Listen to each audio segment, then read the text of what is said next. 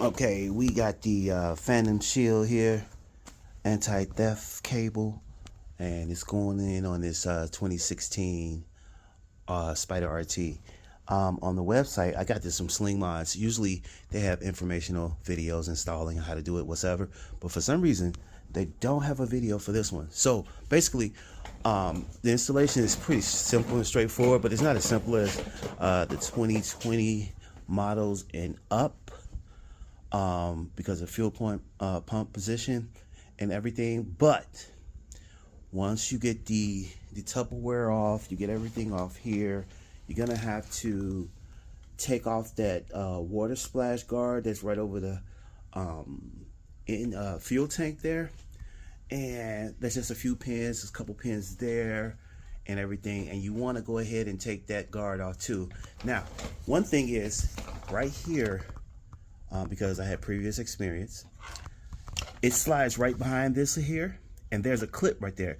When you go to put this in, you can push that clip out, and then that clip falls into forever hole, whatever you want to call it, lost in space, lost forever, and it'll be gone.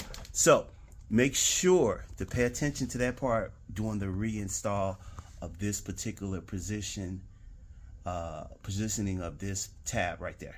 Okay, so there is the fuel pump. There is the cable back there. So also you have the tension release handle here for the seat.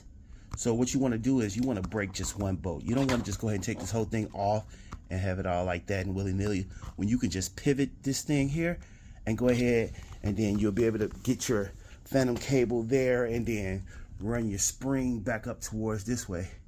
Hey, what's that? It's a lot of mods going on in this bike. But anyway, you got pedal commander over here. There's tons of stuff. I seen a Bluetooth module up in there somewhere.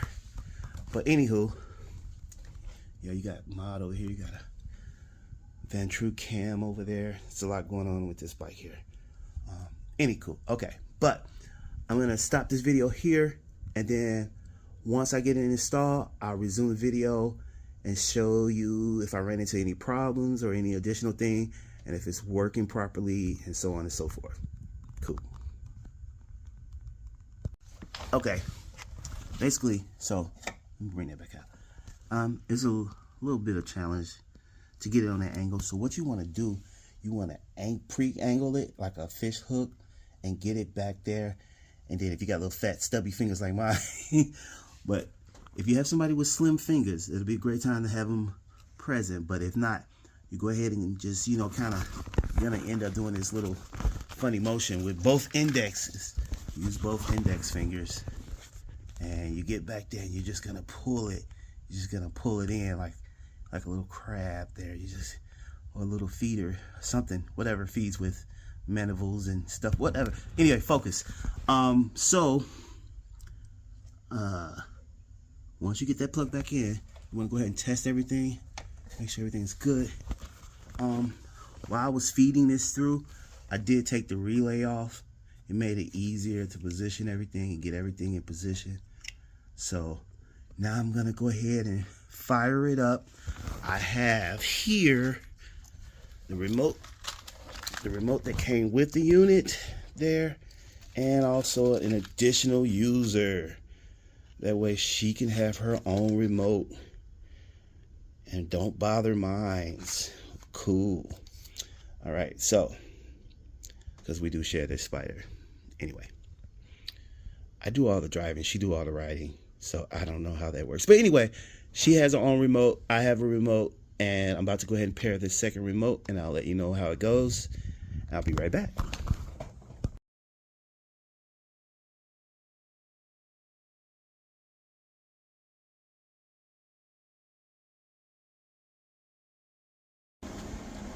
Okay, so we have the tension cable back on the chair release, and we got the relay installed, got everything in there. We got the second remote program.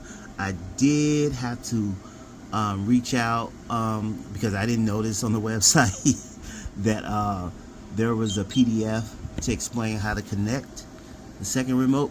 but I watched the video, speedballing like we all do, and I figured it out. And one thing I didn't like was the remote was really flimsy. It's like I could have printed something a little bit sturdier that myself, but this is the flagship, model, so I'm sure that'll get improved over time.